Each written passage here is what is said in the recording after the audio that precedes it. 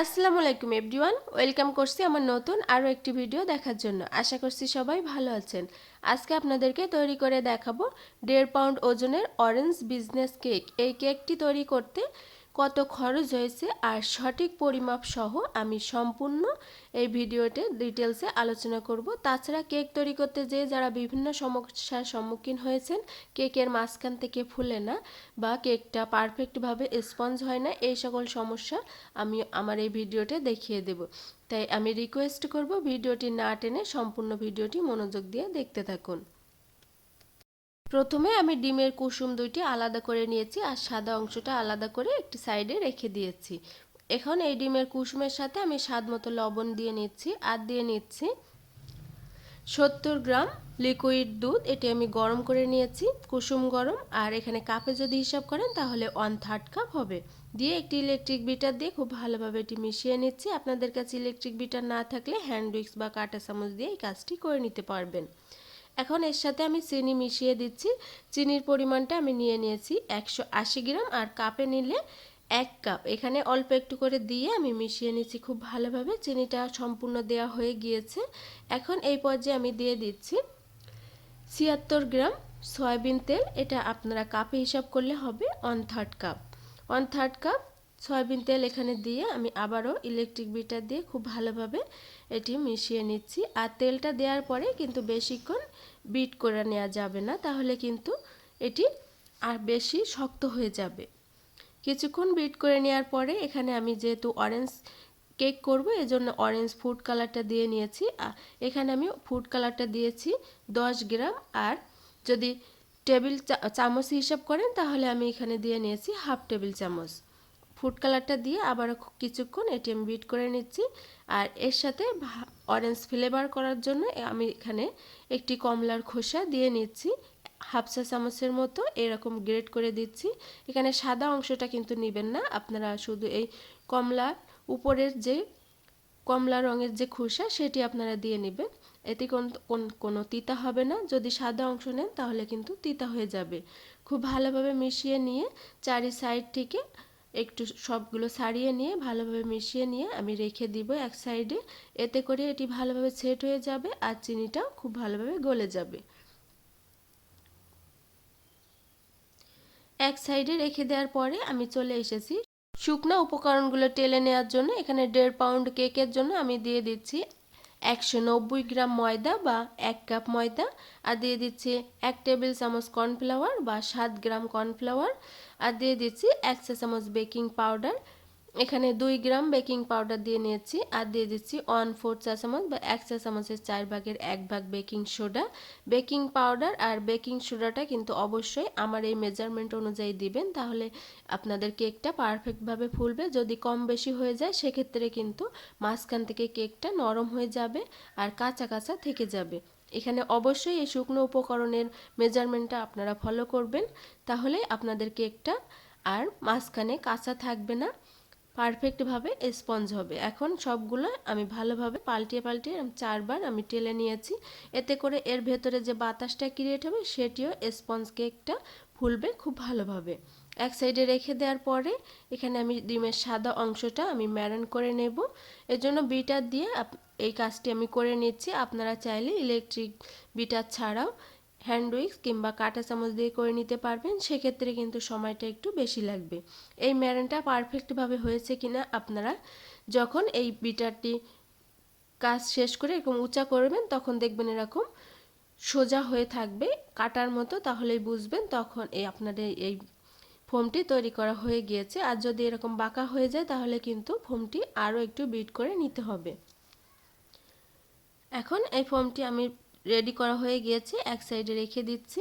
আর ফিরে এসেছি যে কুসুমের সাথে যে বেটারটি তৈরি করে রেখেছিলাম সেটি এখন আমি আবারও কিছুটা এরকমভাবে মিশিয়ে নিচ্ছি। এতে করে নিচে যে জমা বাঁধা চিনিটা সেটিও কিন্তু ভালোভাবে গলে যাবে। আর এখন এখানে আমি দিয়ে দিচ্ছি মিশ্রণ, ময়দার মিশ্রণটা, অর্থাৎ ময়দার যে মিক্সারটা আমি করে রেখেছিলাম সেটি এখানে দিয়ে এভাবে ফোল্ডিং মেথডে আমি ঘুরিয়ে ঘুরিয়ে মিশিয়ে নিচ্ছি। আপনারা এখানে অবশ্যই এই কাজটি এইভাবেই করে নেবেন, তাহলেই কিন্তু কেকটা ভালোভাবে ফুলবে আর এর ভেতরে যে বাতাসটা থাকে সেটি কিন্তু থেকেই যাবে। আর এখন আমার সবগুলো ময়দা এখানে দিয়ে এভাবে ভালোভাবে ঘুরিয়ে আমি মিশিয়ে নিচ্ছি। আর কনসিস্টেন্সিটা আপনাদেরকে দেখিয়ে দিচ্ছি, এরকম একটা কনসিস্টেন্সি হবে, আপনারা দেখেই বুঝতে পারছেন। এখন এখানে যে ফোমটা তৈরি করে রেখেছিলাম সেটি এখানে দিয়ে দিচ্ছি, দিয়ে আবারও ফোল্ডিং মেথডে আমি ভালোভাবে এটি মিশিয়ে নিচ্ছি। আপনারা এখানে হ্যান্ড উইক্স দিয়ে করে নিতে পারবেন। আমি এখানে বিটারের যে মিক্সারটা থাকে সেটি দিয়েই করে নিচ্ছি। এখানে কিন্তু এই ফোমের ভিতরে বাতাসটা কোনোভাবেই নষ্ট করা যাবে না, এজন্য আস্তে আস্তে করে এটি মিশিয়ে নিতে হবে। এখন ফাইনালি আপনাদের কনসিস্টেন্সিটা দেখিয়ে দিচ্ছি, কীরকম কনসিস্টেন্সি আপনারা রেখে দিবেন। এরকম হয়েছে, এখানে আমার কাছে মনে হয়েছে একটু শক্ত বা ঘন হয়ে গিয়েছে, এজন্য এখানে আমি আরও 1 টেবিল চামচ দুধ আমি দিয়ে নেব। তবে এটি অপশনাল, না দিলে কিন্তু কোনো অসুবিধা হবে না। দিয়ে আবার খুব ভালোভাবে এটি মিশিয়ে নিচ্ছি। মিশিয়ে নিয়ে এখন এটি আমি ফাইনালি কনসিস্টেন্সিটা আপনাদেরকে দেখিয়ে দিচ্ছি। দেখেন এটি কত তাড়াতাড়ি পড়ে যাচ্ছে আর নিচেই খুব তাড়াতাড়ি এটি মিশে যাচ্ছে। এইভাবেই আপনারা এরকম কনসিস্টেন্সি যদি করে নেন তাহলে কিন্তু আপনাদের কেকটা খুব ভালোভাবে ফুলবে আর ভেতরে কিন্তু কোনো কাঁচা থাকবে না। এখন এখানে আমি আগে থেকে 6 ইঞ্চি সাইজের একটি মোল রেডি করে রেখেছি লেখালেখির কাগজ আর তেল দিয়ে। এখানে আমি দিয়ে দিচ্ছি বেটারটা, দিয়ে সবগুলো বেটার খুব ভালোভাবে দেওয়া হয়ে গেলে এখানে আমি এটি ট্যাপ করে নিব।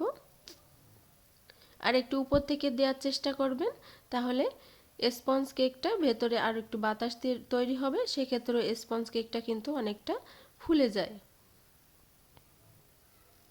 সবগুলো দেওয়ার পরে আমি ট্যাপ করে নিচ্ছি, এতে করে নিচে থেকে সবগুলো সেট হয়ে যাবে বেটারটা। আর উপর থেকে আমি একটি কাঠি দিয়ে এভাবে ঘুরিয়ে ঘুরিয়ে ভেতরে যদি বড় কোনো বাতাসের বাবলস থাকে সেটি ফেটে যাবে আর বাতাসটা বের হয়ে আসবে।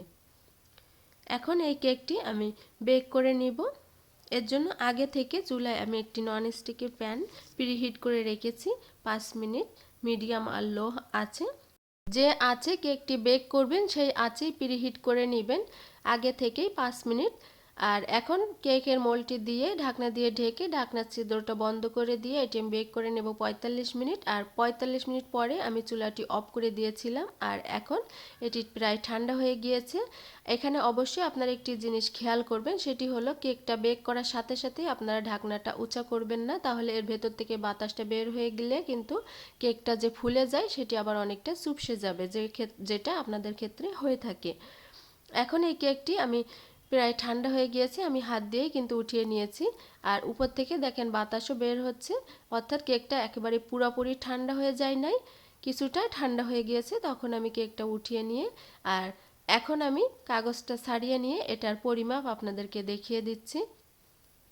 এই কেকটার ওজন হয়েছে আমার 626 গ্রাম, আপনারা যেটা দেখতে পাচ্ছেন প্রায় 1.5 পাউন্ড। আর এই কেকটা তৈরি করতে কত খরচ হয়েছে তার খরচটা আমি ডেসক্রিপশন বক্সে দিয়ে দিয়েছি। ভিডিওটি যাতে বড় না হয় আপনাদের সুবিধার জন্য খরচগুলো আমি ডেসক্রিপশন বক্সে দিয়ে দিয়েছি, আপনারা দয়া করে সেখান থেকে দেখে নেবেন। এখন এই কেকটি আপনাদেরকে কেটে দেখিয়ে দিচ্ছি এর ভেতরটা কতটা সুন্দর হয়েছে, আর খেতেও কিন্তু মাশাআল্লাহ অনেক টেস্টি হয়েছে। আপনারা বাসায় ট্রাই করলে অবশ্যই আমাকে কমেন্ট করে জানাবেন, আর কোনো কিছু জানার থাকলে সেটি আমাকে কমেন্ট করে জানতে পারবেন। ভিউয়ার্স, আশা করছি আমার আজকের ভিডিও আপনাদের কাছে অনেক বেশি ভালো লেগেছে। ভালো লাগলে আমার চ্যানেলটি সাবস্ক্রাইব করে নেবেন, যারা ফেসবুক থেকে দেখছেন আমার পেজটিকে ফলো দিবেন। আজকে এই পর্যন্তই, অন্য কোনো ভিডিও নিয়ে আবারও চলে আসবো আপনাদের মাঝে। সে পর্যন্ত সবাই ভালো থাকবেন, সুস্থ থাকবেন, আমার ফ্যামিলির জন্য দোয়া করবেন। আল্লাহ হাফেজ।